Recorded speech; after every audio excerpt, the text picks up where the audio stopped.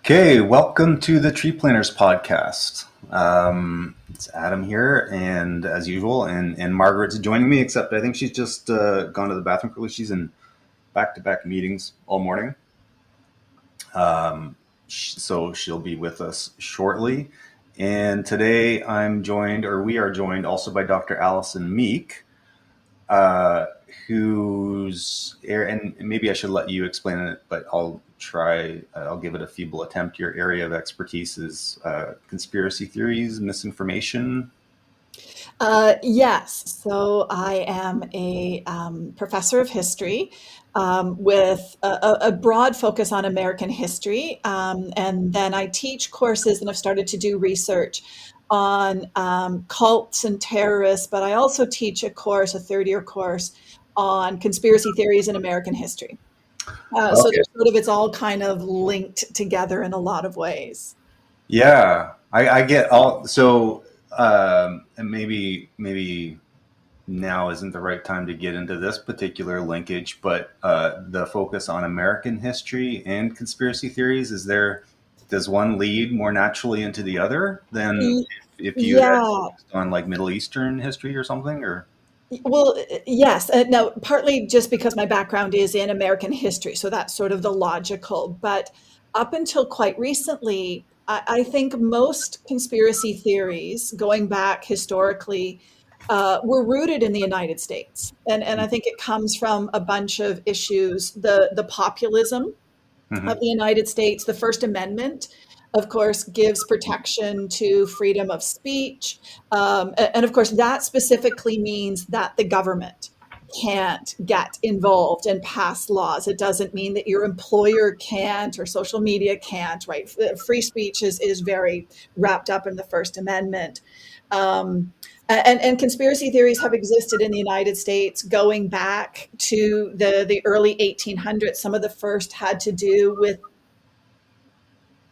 was actually an anti-Masonic party in the 1820s, believing that a Freemason had been murdered because he was going to spill all the secrets. And then it just kind of has grown and grown and grown to where we are today. Hmm.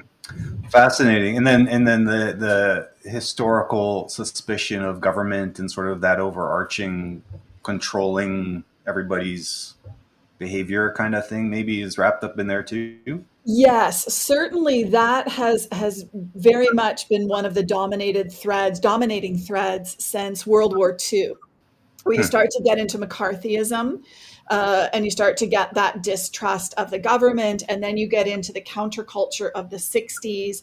But it's also the 60s and the 70s where so many of the roots of the conspiracy theories we see today are focused because of the information that came out about the CIA's dirty tricks. In Iran, in Guatemala, you see the problems, of course, that the lies that were being told in terms of Vietnam. You get Nixon and Watergate, and sort of all of that kind of set the stage for a real distrust of the federal government. And then you start to add to that, and you start to get to the 80s and the 90s, of course, all of the stuff about the internet and everything that's done. It is important to also, I think, point out that, and it just adds to the complication of looking at conspiracy theories, is we have known from the 1960s on the role of the Soviets in disinformation. We know that the Soviets were very much behind the Kennedy assassination conspiracy theories, the AIDS conspiracy theories. So there has been a long history of disinformation coming from outside of the United States just to add to all of that within. Hmm. Just a kind of almost a crucible for Yes. this kind of stuff, and also I guess well for the past 100 years easily it has been the most powerful country, Mhm. hasn't it? Yeah. Okay, so I'm a little bit too light sometimes, but what you were saying about the JFK assassination reminded me of a joke, and it's clean. Okay, it's clean, but Doesn't have to be clean, Margaret. well, yeah, you're right. But Okay. anyways, this conspiracy theorist dies, and he goes to heaven, and Saint Peter meets him at the gates, and he says, "Well, looking like what you've done with your life, good community service, whatever else, you get one wish when you come into heaven." And he says, well, I want to ask God a question for him to tell me truthfully what's happening. And he says, okay, fine. He'll meet you in that room. So the conspiracy theorist goes into the room, and God comes in and he says, okay, you get one question. I'm going to answer you truthfully. Like, let's hear what your question is. Like, who assassinated JFK? And God goes, it was Lee Harvey Oswald, and he acted alone. And the conspiracy theorist goes, oh my gosh, this goes right to the very top. Yeah. That's good. Very true. But yes, that's good. Sorry, I derailed the whole podcast now. No, that's great, Margaret. No, and I think the humor and the validity of that joke is facts don't matter. Right? There's a psychology of conspiracy theories that it doesn't matter what the facts are, because it becomes a belief system. And it's impossible, not impossible, I take that back. It's difficult to get some people who have become so true believers and wrapped up, to get them to think that critical element that we see. But yes, no, that's a good one. That's touching and getting us to like a really kind of crucial area I wanted to talk about today, which is how to address and kind of pull people out of some of these rabbit holes, I guess. But maybe I guess maybe there's probably a few steps that we should take before we get there. And I did say that we were going to start with your background and what got you interested in this. You touched on it briefly with your sort of very, very short version of your CV there. But maybe you could elaborate a little bit more on sort of your interest in this area and what drew you to it. Sure. So the interest began somewhat ironically, and it's a little bit come full circle, teaching the course on terrorism and talking about the growth of the militia movements, and a lot of the conspiracy theories that they believed in terms of what was then called the New World Order, which you see strains of today with QAnon and the deep state, and how conspiracy theories in some cases prompted some of these militia groups and the white supremacists to act out, to become those avenging angels, because they truly believed that there were broader forces that were trying to do away with the United States and democracy and the Constitution and all the rest of it. And I thought, wow, there's something here. It's also, I've had in teaching the US survey class, I've had Holocaust deniers in the course. And I thought, this is really interesting. I mean, because one of the misperceptions and misconceptions of conspiracy theorists and who they are is this is the crazy uncle, or the nerdy guy that's in his mother's basement and is uneducated. And it's not, which adds another whole wrinkle into all of this. The number of PhDs, Dr. Andrew Wakefield, right? One of the beginners of the modern anti-vax movement. Robert Kennedy Jr., who is a lawyer. These are not dumb people. They're not uneducated people. And so what's kind of going on with all of that? And then you start to dig into it. And so we look in the course from everything from the Freemasons, the Illuminati, so Pearl Harbor, JFK, Martin Luther King, 9/11. It's completely wrapped up in American history, but it used to be a fringe. And now it is so mainstream. It is extraordinary where we are in 2025. Yeah, it really is. Yeah, I mean, it's always struck me. I mean, there's a lot of appeal, like the Dan Brown stuff, right? Yes.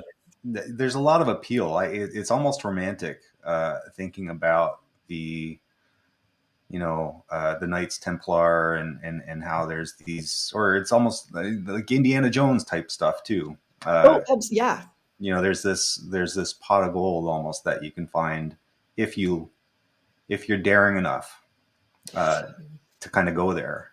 Yeah, it is certainly, and this is one of the things you see today is when in the class and when I'm trying to talk about conspiracy theories, I try to make a difference and a differentiation between misinformation and disinformation, because I do truly believe there is a big segment of the population that is down this rabbit hole that for them, I'm going to use the word confused, that they're getting so much conflicting information. So, for example, the whole thing about vaccines in COVID. I mean, I remember when vaccines first started to come out, and the government was take the first vaccine, take the first vaccine. So for me, that was AstraZeneca. And I had every side effect. I mean, I was out like for several days. And then the government comes in and says, oh, it's probably not that good. And so if you're sort of the average person and you're like, well, what do I believe? Because you're getting bombarded in society on Facebook, family dinners, Zoom calls about what the information is. The flip side of that to me, and I think where the real danger is the deliberate disinformation. Mm-hmm. Those that know exactly what they're doing and use conspiracy theories for fame, for power, for money. There was a really good study a couple of years ago from a center in Montreal that deals with stuff online. And they came out with what was called the Disinformation Dozen. And what they found, and this is going back a couple of years, is there were 12 people online responsible for almost 70% of the misinformation, the conspiracy theories about the COVID vaccines. And these are the Robert Kennedy Juniors, and they're making millions of dollars. We always get accused of being pharma shills, and we are in the pocket of big pharma. I've never gotten a penny. I've never gotten a penny, but they're making a whole lot of money. This actually came up during Kennedy's confirmation hearing, that he was selling onesies for like $29.99 or something about, don't vaccinate me. So, right, there's I think a difference that comes into play with that between the mis and the disinformation. And just sorry to draw a quick line under that. Sorry, Margaret. The misinformation and disinformation. Mis is unintentional, and dis is Yeah, intentional, right? yeah. Okay. It's a generalization, but I think it's an important generalization to make. Mm-hmm. I'm just wondering about that because I was thinking about when COVID happened. You were saying about how people that kind of buy into these conspiracy theories aren't uneducated people. They're not stupid people. They're people who, are your neighbors or whatever. And what I found was so interesting was during COVID, so many people I was connected to in my neighborhood, Facebook, friends, that sort of thing. So many of them started to come into this whole foray of first it started about vaccines, but then it quickly became about food. And then it quickly became about Agenda 21. And I watched them go from like, oh my gosh, I thought we had something in common to believing this one piece of information about how, COVID is a government thing. They want the vaccines or tracking, and then you would just see them pick up more and more, like a conspiracy snowball almost. And I was wondering, like, how times of great fear, uncertainty, kind of promote or psychologically what that does to allow people to have these conspiracy theories. Even you go back to like Nazi Germany, the idea that the Jewish people were going to undo, be the doom of German society. Like, what has your research or thoughts about that done about how fear and uncertainty really adds fuel to the fire? Yeah, so this is a really interesting point, and it's not specific. The first part of this is not the research that I've done, but I've looked into it. Studies have shown that those that believe one conspiracy will in fact believe multiple, because I think once you're starting down that road, it becomes a gateway. And in many ways, the COVID-19 vaccines and even COVID conspiracy theories themselves became a gateway. And it very much got caught up in two separate, unique, and yet fascinating to sort of think about. On the one hand, is that Whole Foods, the organic movement, right? That I'm not going to put anything impure into my body. And on the flip side, and then it starts to get linked in a really scary way, is the whole issue of white supremacy and the eugenics Mm-hmm. element. But the issue of fear is crucial. I think what we as people, as humans, want is simple, straightforward answer for really complicated problems. And conspiracy theories are very good at saying, there's a simple answer. There's a bad guy. There's a bad guy that you can identify, as opposed to it's complicated. It's gray. Science is always evolving, but no, in the conspiracy world, we can talk about the deep state. We can talk about Jews. We can talk about the Illuminati. We can identify somebody who's making our lives bad, as opposed to it's crazy. It's complicated. It's macro. It's micro. It's gray. It's conflicting. It's contradictory. What life really is. And so there is that whole psychology that comes into play. You add to that, of course, during the pandemic, we were all at home. And for a whole lot of us, our only link to the outside world was the computer. Right. And so then you start to get all of the stuff. We were probably all just going through TikTok and Facebook, and this stuff pops up, right? The role of the internet that comes into play with it, just to make it that much more, again, all of that, those tentacles coming together.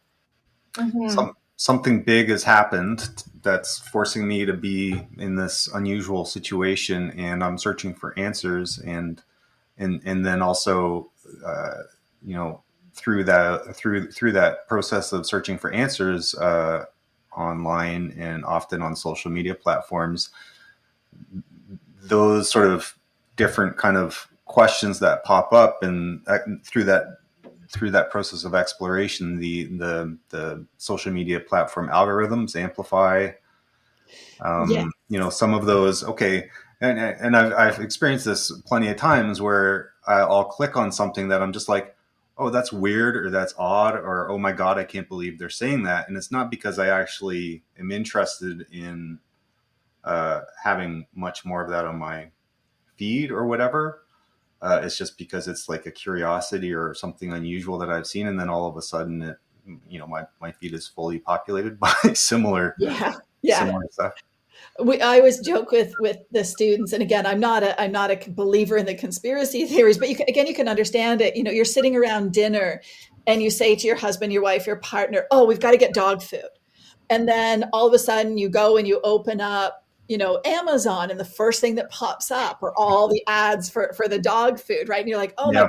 God," as opposed to no, there's just the algorithms that are out there. But Adam, your point, I think, adds another thing to understanding conspiracy theories. Is one of the other psychological underpinnings is, in a world in which we are numbers, we are just part of the crowd, conspiracy theories give us an opportunity to be individuals and to give us a sense of power. And so what you see among a lot of conspiracy theorists is, aha, I, an average Joe, an average Allison, through my own research, my brilliant research skills going through Google, I figured out the answer that they, whoever that they is, they're trying to hide. And I then am smarter than the pointy head PhDs, or I'm smarter than the scientists who are all lying to me. And it gives you a real sense of accomplishment, that you did something and you uncovered this big secret.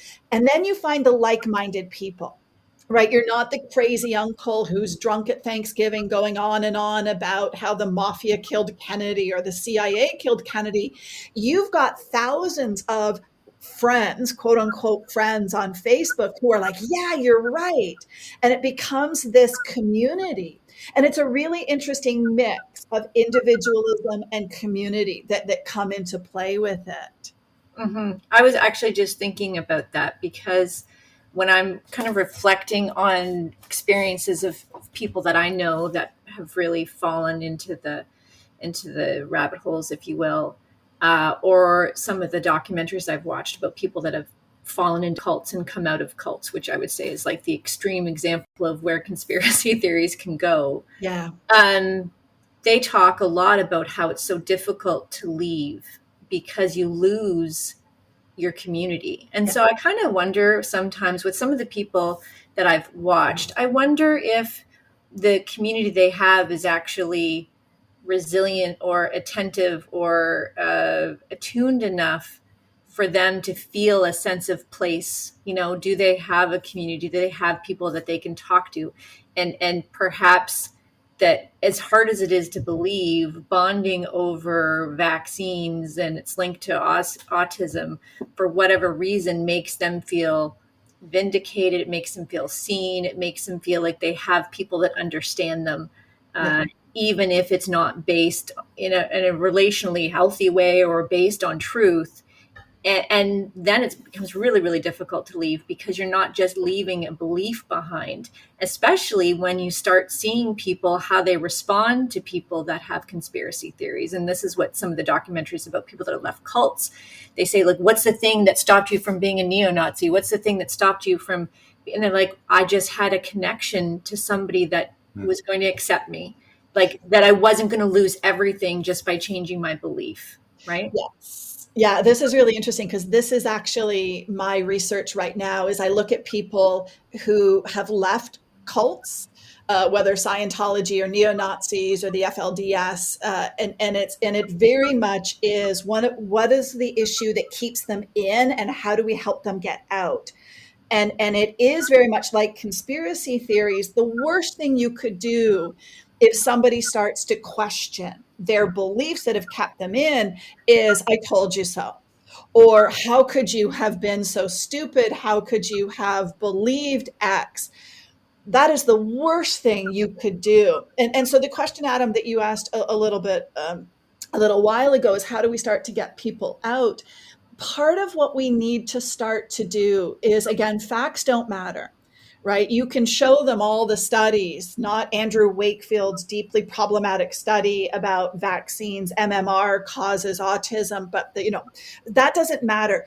What we need to get them to do, not us, them, is to say, okay, why do you believe this? What is it about the conspiracy theory that you believe?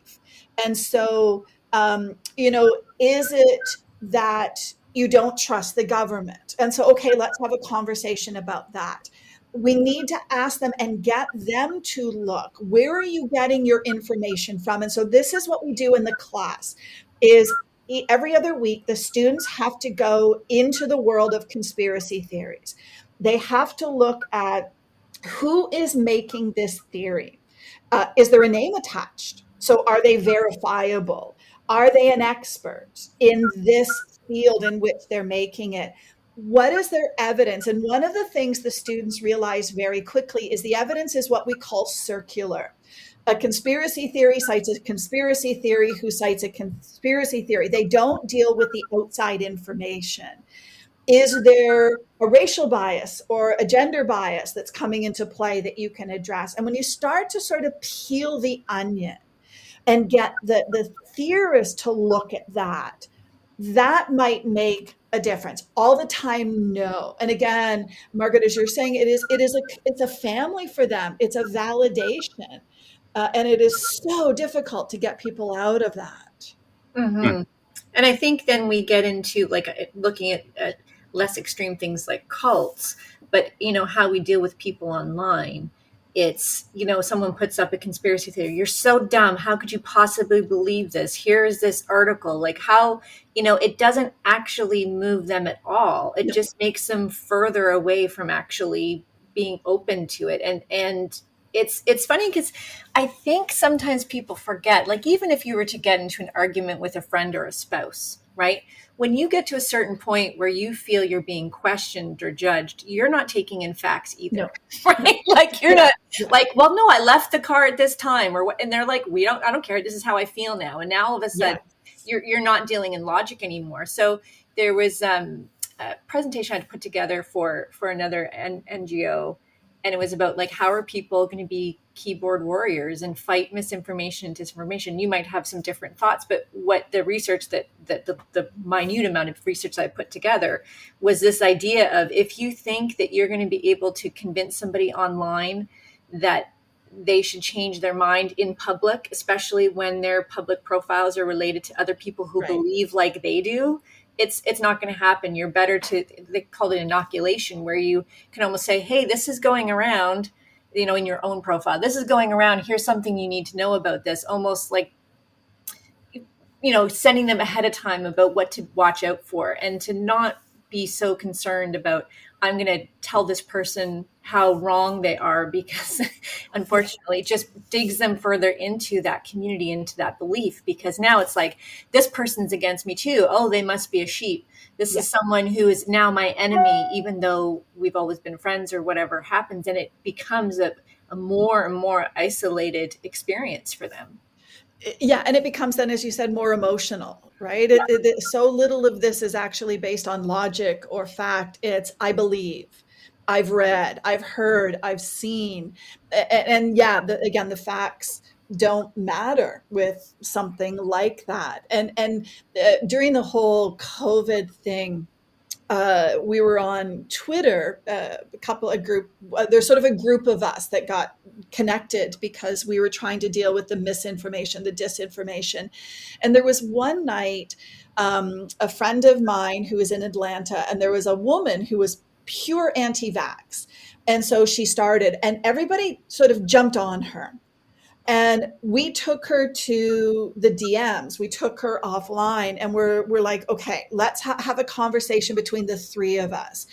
And it turns out that her son had died young from a medical thing. And so she's got that grief, and this becomes an outlet. Did we convince her that vaccines are safe and effective? Probably no. But she's like, I'll go and look into it, because again, it wasn't the pile on, right? It wasn't that anger that we're against you, because they feel the world is against them and against their beliefs and against their ideology.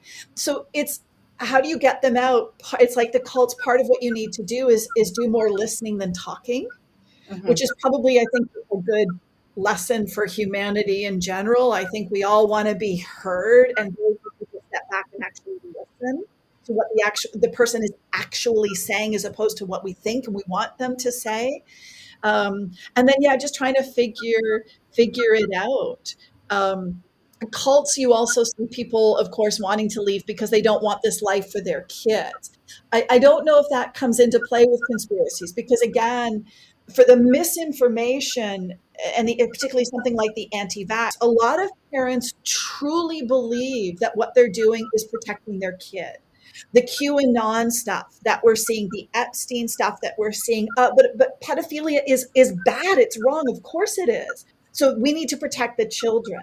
And they become these warriors because they believe nobody else is standing up.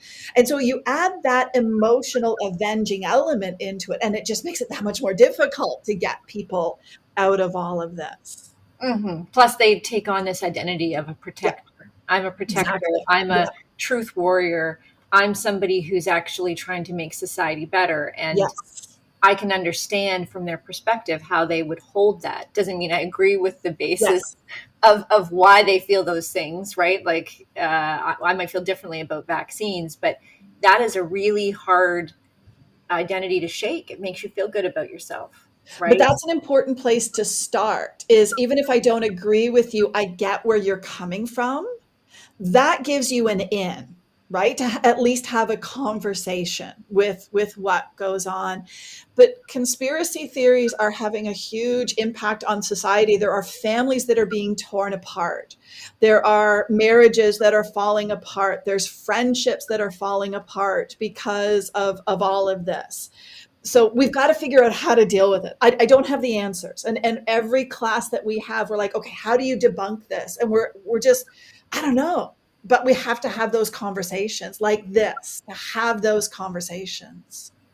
It's interesting also because there's two different technologies, I guess, that we deploy in most of our communications now, a digital and an analog, and they're almost at cross purposes with for Yeah. that sort of stuff in terms of how we communicate, the the degree of nuance that we're able to imbue something with, and that relational emotional aspect that you have when you're in real time with somebody versus uh, your Facebook profile or whatever it might be. That's I mean, for me, I keep on coming back to that sort of the rupture between kind of the real world. I'm using an air quote here for people who are listening. I guess mostly people will be listening to this, um, and the online world.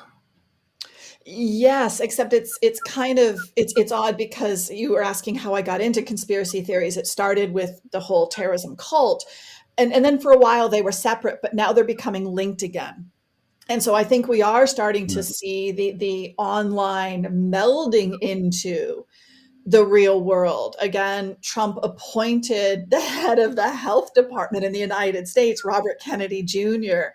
You've got someone like Edward Welch who truly believed in the Pizzagate conspiracy theories that the Democrats are running this pedophile ring in the basement of a pizzeria in Washington, D.C. And he shows up with an assault rifle, wanting Mm-hmm. to free the children from the basement that he believed were there. You had somebody ram their car into a hospital ship because, or sorry, they ran into the gate to the hospital ship because, again, of what they believed.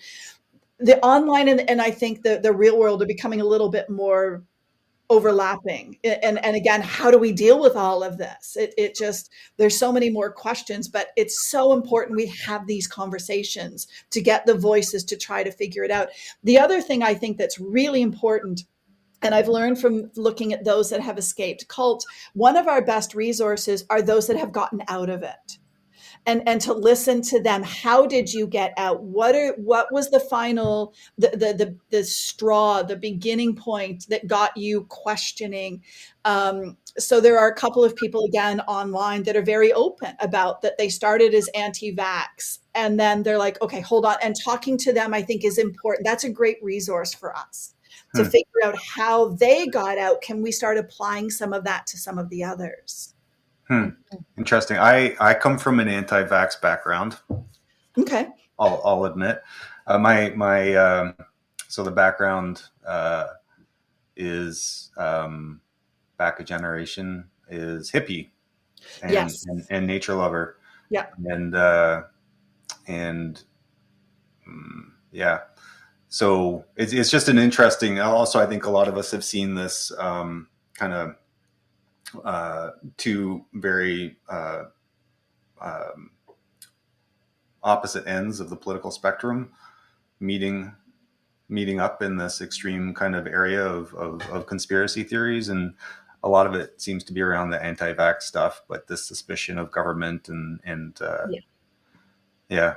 Chemtrails and Yes. it goes further. And to your point, Allison, I was talking to a friend of mine who during COVID was very anti-vax. We're not super close, but um, and all of a sudden she just said to me, now her husband is also anti-vax, really extreme in a lot of other beliefs as well.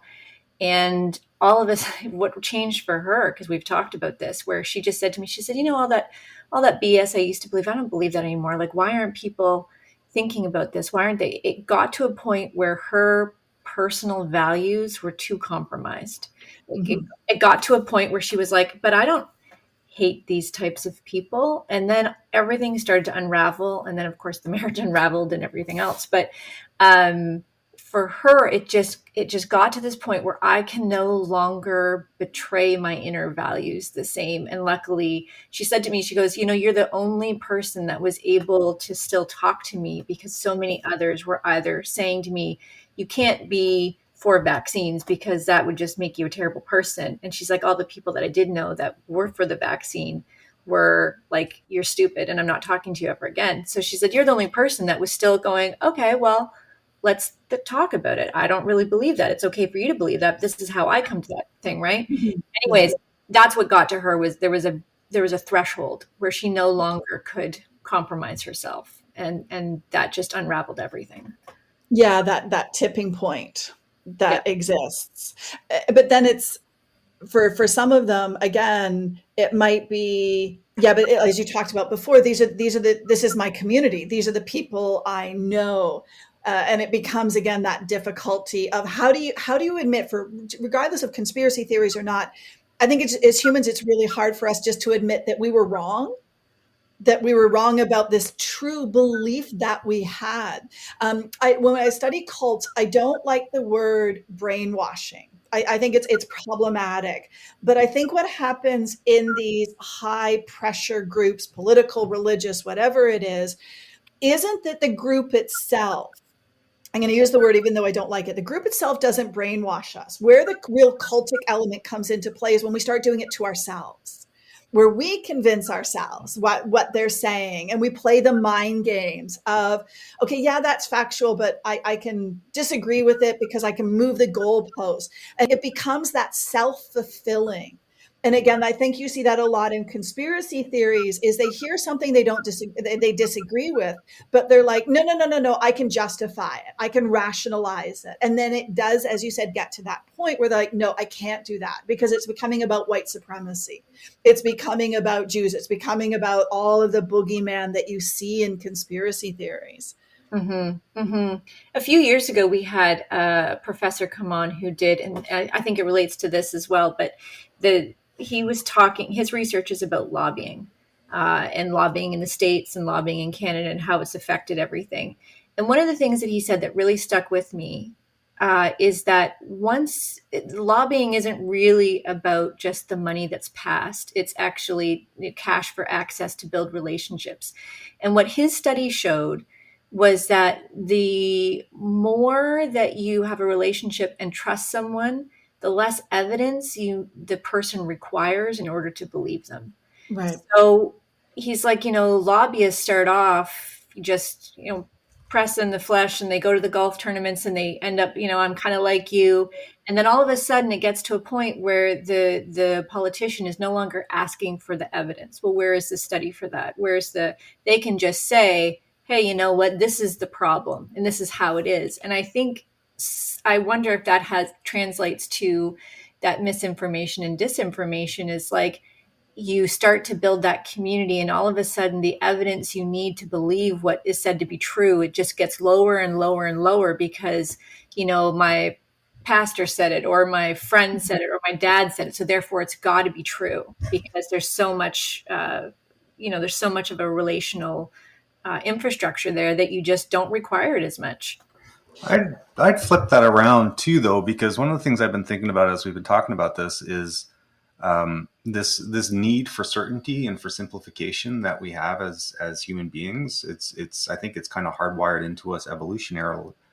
I don't know, to make sense of the world, right? And just with so many things happening, and there's just a need to simplify and sort of filter out things that we sort of deem aren't important to us necessarily. Which, so just thinking in terms of like the climate assessments that the IPCC puts out there, and they're always with a range, and most scientific studies, and like there'll be a range of probabilities in terms of what the outcomes will be.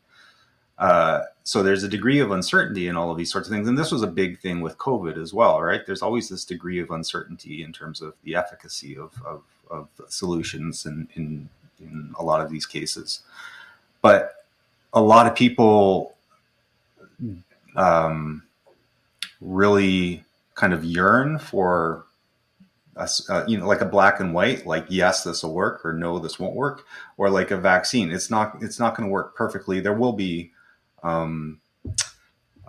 side effects that happen in some people. It's a very small amount most of the time, and so just that, flipping that around, Margaret, that sort of relational aspect where there is a greater range of of things that are possible, perhaps, rather than where a study would indicate with greater certainty a yes or a no to an answer, is something I've been thinking about. Does that make, am I I don't, posing that I don't clearly? entirely get the point.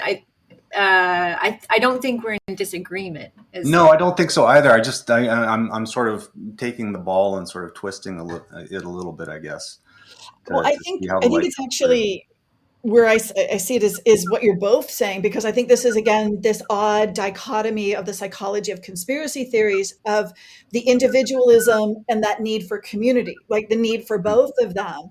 And so I think conspiracy theorists might start with this belief that, well, nobody in my family believes this and they all think I'm crazy. So you go and you find that community who now it becomes the echo chamber. Now it becomes reinforced. Well, you're right.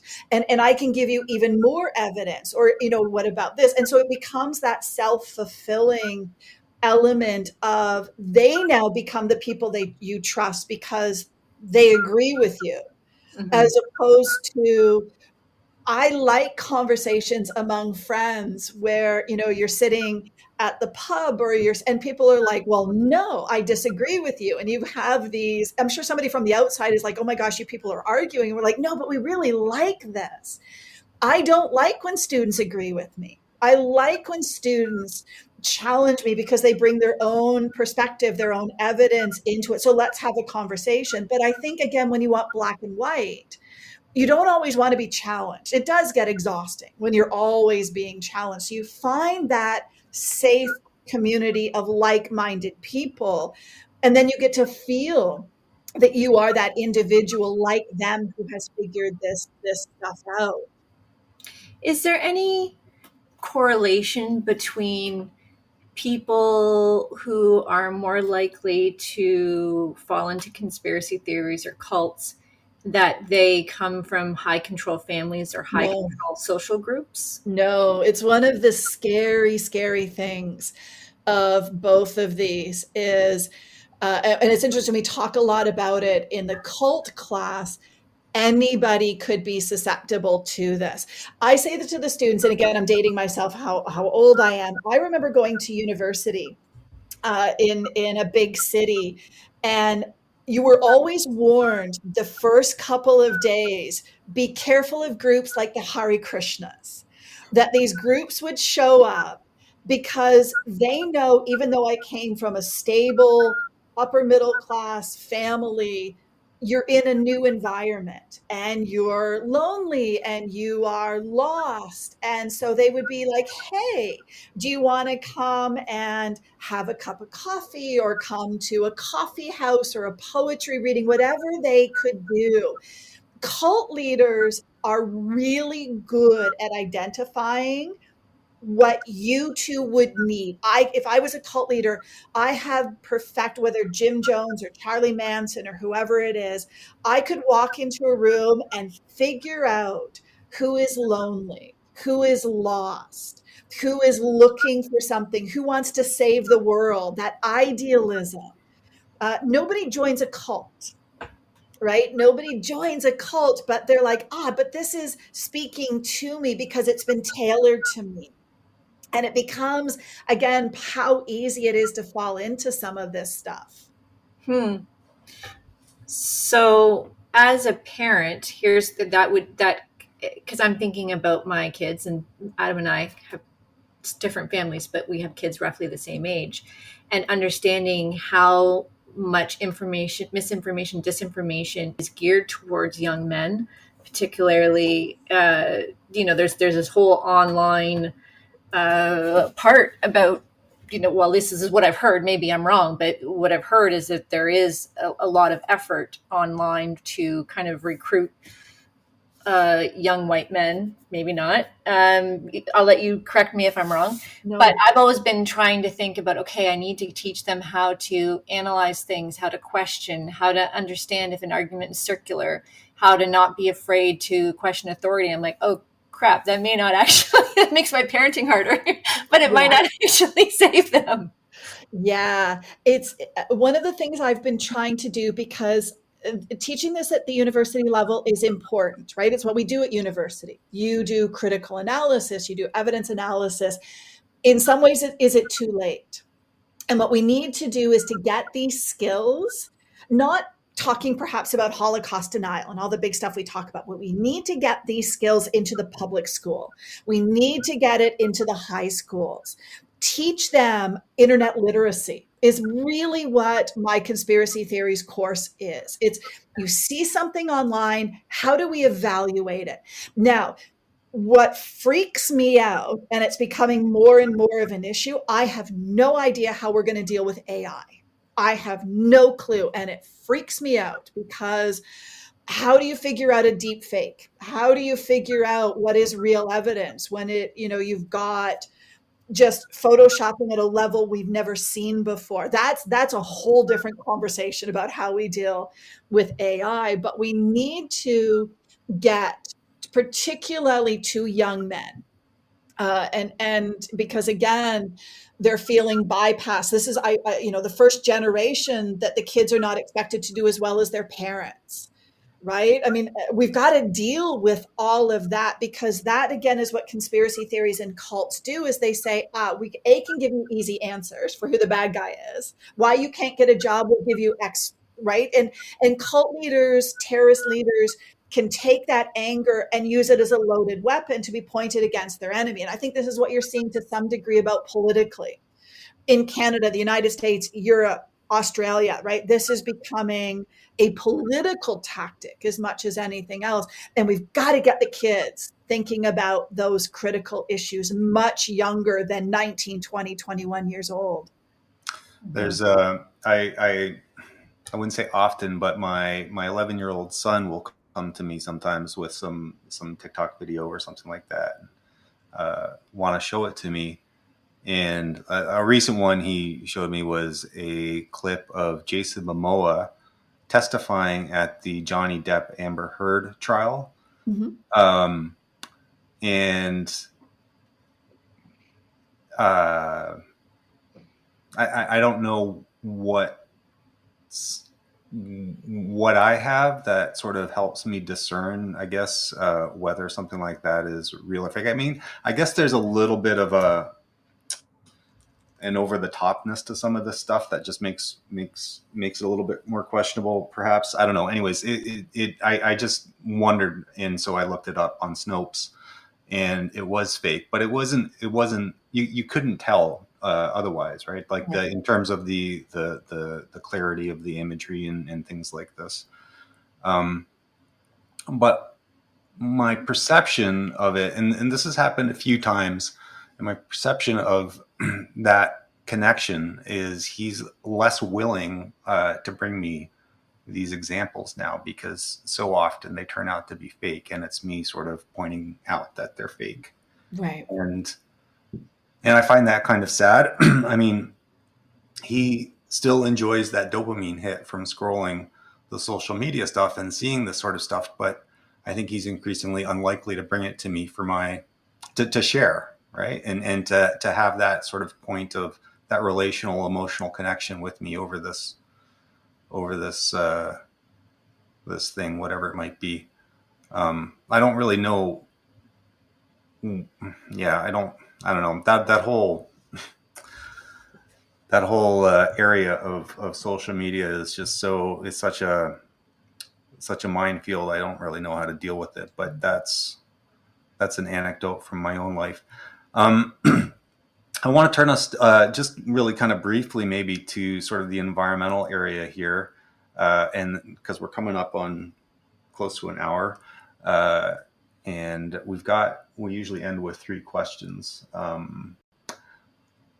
As far as the environment, like one of the things that I've been hearing as a common thread throughout this is that there's like a feeling of dislocation or disconnection that often is involved in people's attraction to conspiracy theories or getting involved in cults and things like that. And in the environmental sphere, that I think is something that is going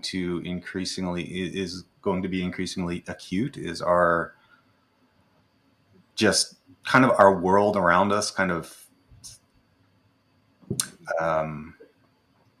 there being more problems, environmental issues and things like that, and those cascading into social and economic issues. And so that desire, that search for answers, increasing in response to that. Do you have any sense of how things might play out, or any sort of sense of that landscape in that sort of issue area? It's an interesting one.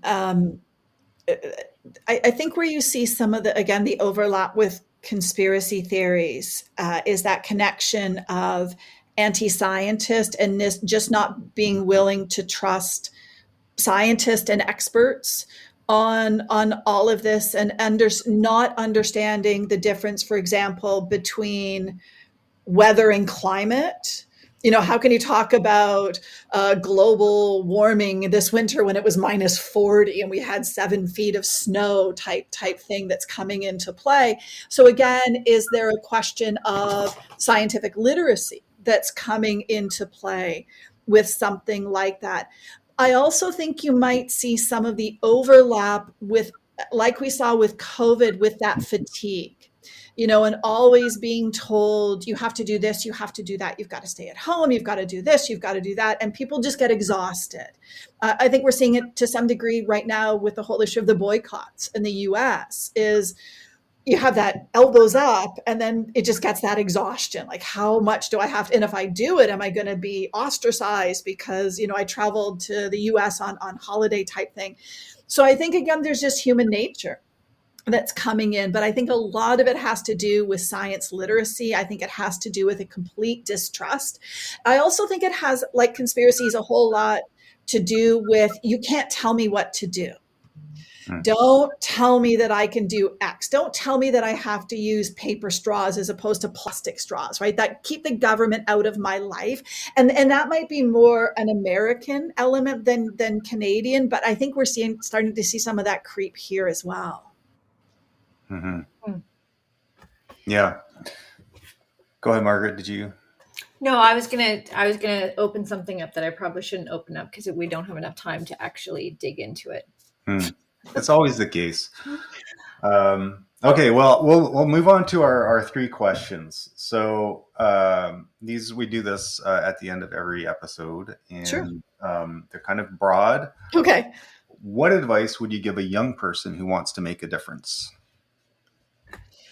Oh, goodness. That's a great question. I know, I don't know if this is just find, I'll start small. It doesn't have to be, you've got to change the world. It could be something small just to change your corner of the world. Find your passion, find your strength. We always talk about students to find your voice. Some students are good at organizing. Others are good in front of the camera or behind the camera, being out in front or behind the scenes. Just find what works for you. I also think it's really important at times, it's okay to take a break. You've got to, protect yourself a little bit too, as opposed to just doing and doing and doing, and then you lose your own self-care that comes into play. I always get worried. We always talk about parents that overschedule, but I think kids these days, to get into university, you've got to have 32 different extracurriculars, and they've got to breathe at some point. You've got to have just that fun. So I think it's just always finding that balance, but it's okay to be small as much as it is to be big. How do you think about failure, and how do you respond when it happens?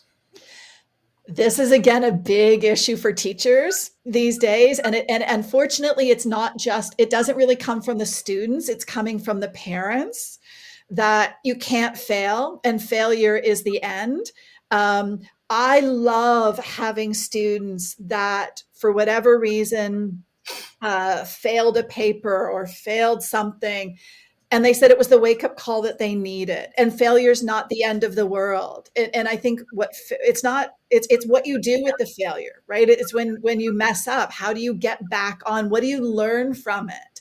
It's okay when you fail to curse at the world and be angry, but okay, just don't live in that. You get back on your feet, you figure it out, and you just put one foot in front of the others. But we have to stop putting such pressure on young people not to fail. It's not the end of the world if you fail a course. It's not the end of the world if something goes wrong.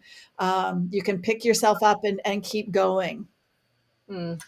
And last one, what's something you've been enjoying recently? It could be a book, a podcast, a song, an album, an activity, anything like that. So because so much of the work that I deal with cults and terrorists is heavy, again, those escaping some of these really horrific cults and spending your days in the world of Charlie Manson and Jim Jones. A friend recommended to me, and I needed it, the Thursday Murder Club books. Yes.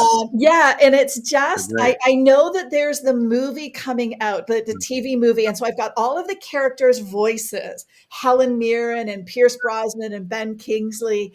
They're smart, light, perfect summer reading that is that distraction that I need. I'm also a huge fan of really bad reality television.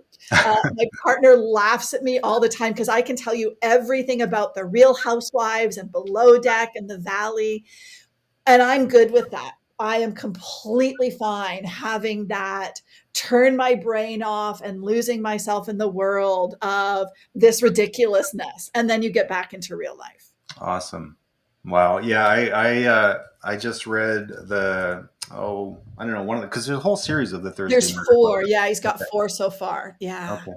Yeah, I should pick up some more. I think I just read the first one, and there were parts of it that shocked me how well written they were for like just the craft of it was really something. The 4th one is heartbreaking. It's actually as good as the first. So yeah. Oh wow. Okay. Yeah. Good. That's my next. I'm reading The Covenant of the Water right now, which is taking it's a thick book. So when I've done that, that'll be my next one to get. Good. Well, thank you so much, Alison. Me. Yeah, it was really fascinating, and it's such a crucial area in our society right now. Really, it's one of the biggest factors, I think, influencing our politics and culture. So yeah, really good to hear your thoughts and have this discussion. Thank you. That's great. Well, thank you. Happy to chat anytime. Thank you so much. Thank you, Alison. Thanks.